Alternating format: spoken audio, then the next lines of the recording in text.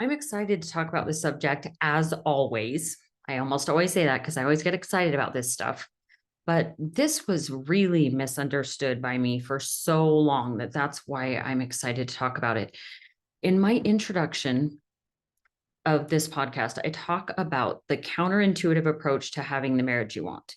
And this was one of these really counterintuitive things that I just did not get. So, marriage counseling often focuses on the other person and what they're doing and not doing, and the fact that you don't like it. And it often includes conversations about what your spouse is thinking and what they want instead of looking inward to find answers. So, this keeps us from focusing on what we can actually control and gives all our power away to our spouse. We focus on our spouses and worry about what they are doing rather than looking at what we are doing. And we don't understand that the only thing that actually works is looking at ourselves. What works is realizing that we are the only person that we can change. Changing other people doesn't work, and it usually creates disconnection and resentment when we try to change other people. When we erroneously believe that we will feel better when our spouse changes, we may feel bad for a very long time. Changing is hard work. When we are switching the focus to ourselves, it's still hard work. Changing ideas and feelings and habits is challenging, even when we want to make the changes. So imagine expecting change from your spouse who doesn't want to work on changing or doesn't see anything wrong with their behavior. It's an uphill battle you will never win. The skills I teach to improve your marriage relationship focus 100% on you because I know that's where you'll get all your power back. This empowers you to transform your relationship by focusing on what you want instead of what you don't want. Whatever you focus on will always increase. When you express your desires by complaining and criticizing and blaming your spouse, they will not be motivated to change in the least. The reason why we use this approach is because it does seem to work in the short term. Our spouse may stop the behavior and not do that thing, but in the long run, they feel manipulated and they feel controlled and they start to feel trapped and stuck being married to you. In the long run, you are creating the exact opposite of what you truly want in marriage. What you really want most, why you got married, is to feel desired and loved and cared for. You wanted to feel connected. You wanted to have someone who knew you best and loved you exactly as you are. So despite all your flaws and shortcomings, you wanted to feel loved. When we become helpful with our spouses, trying to make them see how they can improve, we aren't really giving our spouses the courtesy we want for ourselves. The truth is, we all respond much better when we are offered encouragement and praise instead of condemnation. So, how do we get what we want without complaining and criticizing? I've come to believe that many of my desires are God given and God driven. If I give myself permission to search my soul for these desires, I will have a positive direction to move towards, to focus on. And that will increase. It helps my relationship with my spouse and doesn't harm it, which is counterintuitive. When I figured out what I wanted and I wasn't afraid to say it, my marriage started to really improve. Let me share an embarrassing story about a Christmas at my in laws with my first child. Sierra was a little over a year old, and I knew what I expected and wanted my experience to be with my daughter on Christmas morning. And it was her first Christmas. I actually felt like she got what was going on. But I didn't express any of it. I didn't want to be stepping on anyone's toes or offending anyone or creating conflict. I didn't want to come across as high maintenance, but I'm sure that's how I came across by not having my own back or expressing my desires with dignity and respect. I wanted to be a good daughter in law and create connection and feel close to my in laws. It seemed rude to mention how I hoped or thought things would go or what mattered to me. In my family growing up, we got up at the crack of dawn on Christmas morning. My parents literally had to give us a time. It was probably 6 a.m. or something, and you couldn't get out of bed till that time. And then you better get up or you'd miss the whole celebration because no one got ready. In every Christmas photo from my childhood, we all look like we rolled right out of bed, hair's askew, like we just look like a mess, which we were. We started opening presents immediately, and we were for sure done with all the festivities, including breakfast, by 9 a.m. So I imagine Christmas at my in-laws, like we all do this, being like my family's, right? So Christmas morning arrived and my daughter woke up at 6 a.m., which was the time she usually woke up, and I fed her. I dressed her, I played with her, and we waited and we waited and we waited and we waited. And I became progressively more irritated as the morning wore on. I had envisioned opening my daughter's presents before she needed her nap at 9 a.m. My in laws had expressed that they were excited to watch her open her presents, and it would be rude to let her open them before they were ready. So my in-laws woke up somewhere between, 7:30 and 8, and then they got completely ready for the day. And then they made an elaborate breakfast, and it was delicious, but took about another hour to make and clean up. And as I saw the clock ticking and the time for my daughter's morning nap come and go, I was ready to explode with frustration. My husband got an earful, not within range of anyone else's hearing, of course. I complained under my breath and I rolled my eyes and I sighed at each new development. Merry Christmas to my poor husband. As the morning wore on, Sierra was getting really cranky, and I'm sure you can guess who else was getting cranky. I finally burst out, Sierra needs to open her presents right now. It's way past her nap time and I need to put her to bed. Surprised, my in-laws and my husband's siblings gathered around the tree, and we started handing Sierra her presents. She loved the presents and wanted to play with them. She played for a bit, but then I saw the first sign of discontent, and I quickly intervened. I explained how it was way past her nap time, and knowing how my daughter acted when she got overtired, I picked her up and took her to bed. I realized now that I was insecure and I didn't want her to act out and throw fits in front of everyone. And I'm sure I believed it would reflect negatively on me. And these were all thoughts, guys. You can imagine my horror when she lay in her crib crying for longer than she had ever cried. She usually cried when I put her in bed at home, but it lasted like a couple of minutes. This time she cried and cried and cried and cried. Everyone in the house could hear her. I had to be the all-knowing mother. I had to be right. So I kept telling them, oh, she'll settle down. She'll go to sleep. She never did, ever. I finally resigned myself to the fact that she wasn't going to take a nap. And I got her back out of bed. I'd made the whole scene for nothing. My poor in-laws couldn't even figure out what had gone wrong. My husband had to put up with my less than ideal attitude all Christmas morning.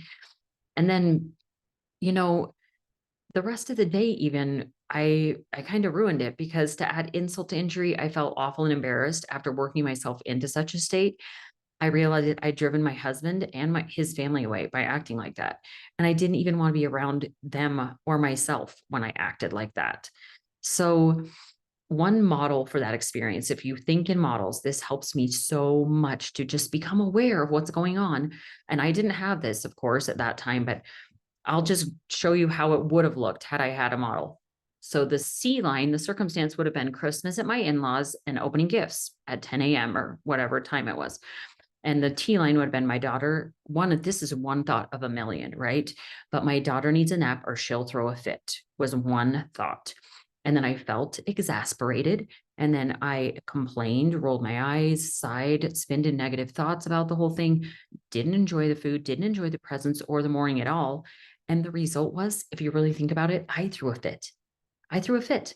As I look back, I feel sorry for that younger version of me who couldn't figure out how to say what she wanted without making demands or having high expectations and then being really disappointed. Since I didn't feel like I could express my desires, I knew I wasn't going to get them. And then I felt out of control. Out of control made me feel like I didn't want to be at my in-laws at all. It would be much easier to isolate next Christmas and have things go better, right? If only I'd known that the circumstance could have stayed the exact same. And I could have had different thoughts about it and felt differently. And I'll just give you an example of what that could have been. So this would have been an intentional model had I known what was going on. Even if nothing had changed in the situation, the C line would have stayed the same. Christmas morning at my in-laws, opening gifts at 10 a.m. The T line, or my thought line, could have been, it doesn't matter what time Sierra opens her presents. It's going to be fine. And I would have felt calm. And the actions, my actions would have been completely different. I would have just let things play out, open presents whenever, not be stressed, not be insecure, not freak out. If she had started to, behave a certain way, I would have just handled it. And the result is I would have created a pleasant Christmas morning and enjoyed the day, which I didn't. I just missed my family. I missed everything. And I was sad and it wasn't a fun day. So we teach as life coaches that we don't need to change the circumstances to feel better. Trying to change the situation and the circumstance is the long way around. This would look like trying to change everything about the way my in-laws did Christmas in their home, right? That's changing the circumstance. It's not good. It could work temporarily, sometimes we get our way when we push our way through things, but it would have created a lot of negative feelings, which I didn't want to do. And I didn't, but I still created negative feelings for everyone. Do you see that? I didn't need to change the situation to feel better. I've learned that when things really matter to me, like that Christmas morning, another excellent strategy besides just trying to change your thoughts is to express my desires instead of just shoving them to the side and pretending to be fine with everything and then blowing up later. I could have let others know what was important to me. It's so simple. I know it sounds simple, but it is really hard to do. So let me spell it out. This is what I could have done. I could have just said, I want to, or I would love to, or this would be so great if, or this really matters to me, and just say what I wanted. Nowadays, I just put my desires, and they need to matter. Like, don't do this about every little thing, but like things that really matter to you, just put it out in the universe. Most of the time, I find that people will be accommodating and actually want to make my desires happen. Even if they don't, you have the model and you can work through it with thought work. It may still not go how you want it to, but there's something so empowering about expressing what you'd like. You feel more dignified and respectful of yourself and others. You can feel proud of yourself, even if you don't get your desire. You had the courage to express it, and that feels so much better. This method feels great compared to pulling out your how things should go on Christmas morning manual and then being resentful and upset when it doesn't go as planned. Remember to express your desires without having to have them met. Hugely important part. It's really important to meet your own desires if other people aren't meeting them. But sitting around seething about desires not being fulfilled is as bad as not mentioning them at all. So if I go back in time to that Christmas morning, I could have just mentioned that I really wanted to open presents before 9 a.m. when Sierra took her nap. That's it. Then if no one was interested, let's say the whole family's like, no, we actually are going to do this. We're going to start opening presents at 10 or 10:30. If no one was interested, I could have decided that, okay, our family, like my husband and I and our baby, we're just going to open the gifts we've gotten her when she wakes up at 6 a.m. and save the gifts for that other people have given her when they are ready to open gifts, like maybe after her nap. So instead of focusing on the problem, like they're doing this wrong, this is all messed up, like she's not going to get her nap, we're all going to have a grouchy Christmas. I could have focused on giving myself permission to just focus on a solution that respected all of our desires. I would have enjoyed that morning and had a much better experience. I would have acted better and I would have been who I wanted to be. I make it a habit now to write down my desires and express them if it's something important to me. For a long time, I wasn't even aware of my desires because I just kept pushing them down and people pleasing instead. People pleasing, you must know, is a form of lying because we are pretending like we are fine with everything and we aren't. And then we wonder why we feel and act really irritated or snappy with other people. So giving myself permission to just look at any of my desires didn't come naturally at all. It seemed selfish somehow. But now that I consider my desires, I realized how essential knowing what they are is to make myself happy. I'm now aware that my desires are important, and this doesn't make me selfish. It helps me to recognize how important my spouse's desires are as well. I want to be able to express my desires freely, and I want him to be able to express and do the same. It creates mutual respect and love in your relationship. It's fun and exciting to try to fulfill each other's desires. Probably a couple months ago, my husband, who has a saltwater fish tank, we stopped by a store that had a powder blue tang. I don't even know what they were, but anyway, he really wanted this fish. And he kept talking about it, and he had wanted to buy it, but they said it had already been sold. And so he kept talking about it afterward, like on the way home. And so I got home and I'm like, you know what would be really fun? I'm going to try to get that tang for him. He just wants it so bad. And so I called the store secretly and I got on a list to buy that particular fish. And when it comes up next, my name will be on the list. And I have plans to buy it without him knowing and put it in his fish tank while he's at work. He'll come home like he usually does. He goes straight to the tank and looks at it, and he'll see a powder blue tang swimming around. How fun will that surprise be? Like, he'll totally not expect it. Doesn't that, I mean, isn't that fun? Expressing your desires without expectation. I mean, when he was saying, like, I really want that blue tang, he didn't even know I was taking note.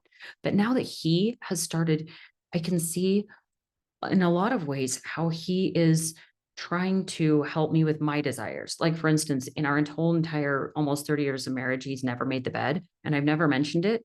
And he just started making the bed. A lot of times I'll go in and the bed's made. And it's so appreciated because it never happening before. I didn't even ask for it.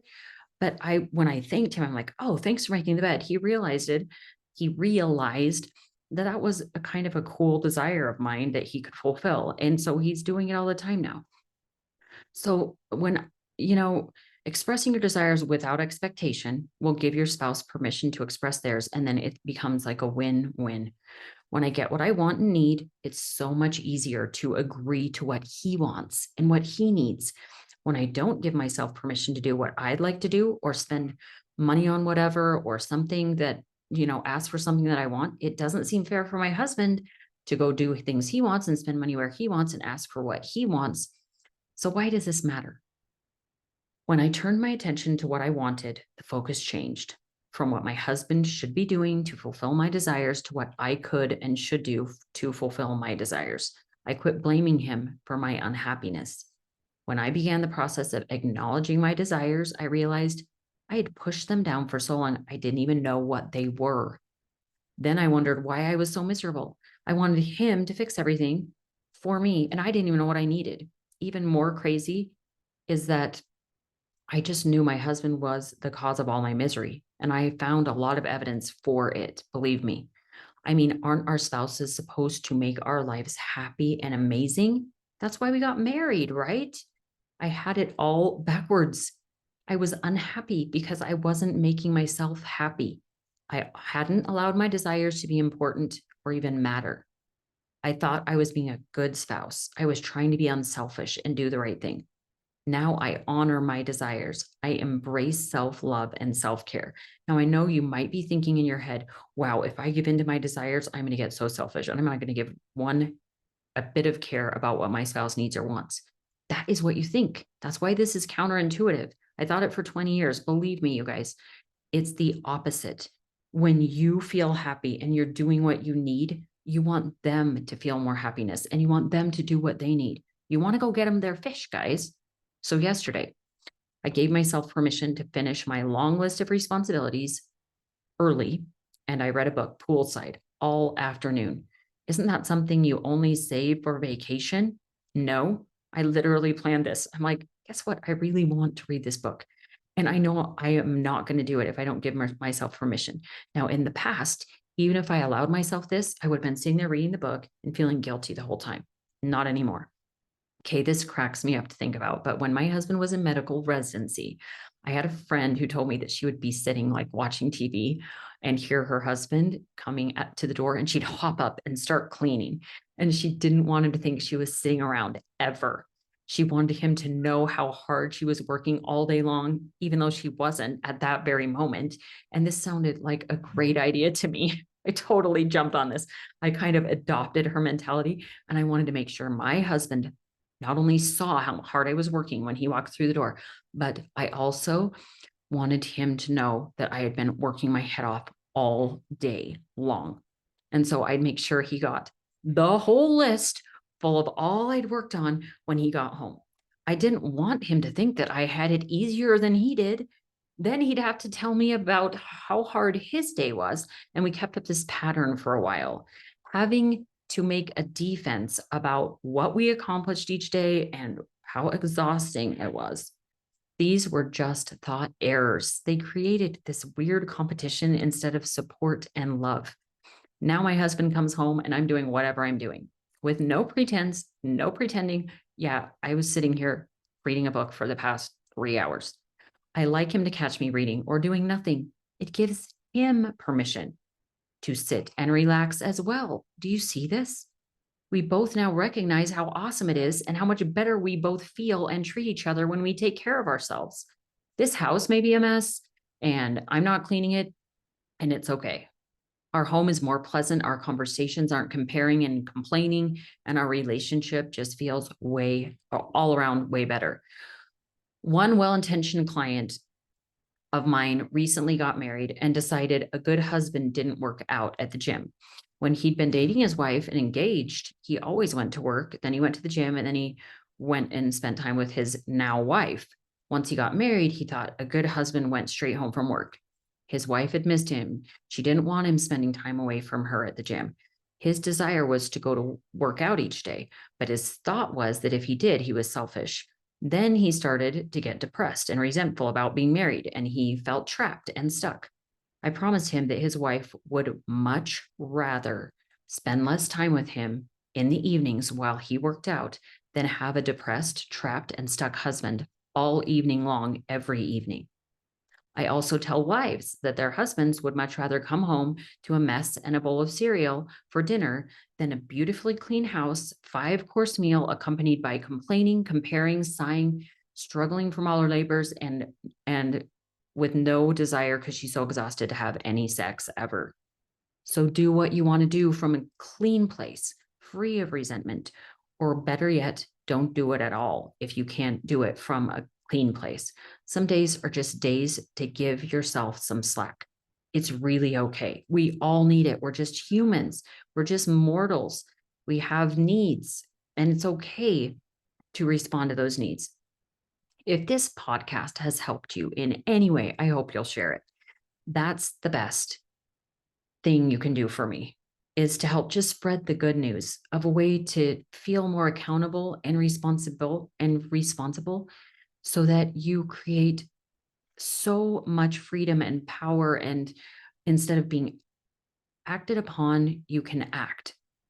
And that is such a better feeling. So having a better marriage changes everything, and it's so worth the effort. Don't forget to seek and expect miracles. They could be right around the corner. And we'll see you next week.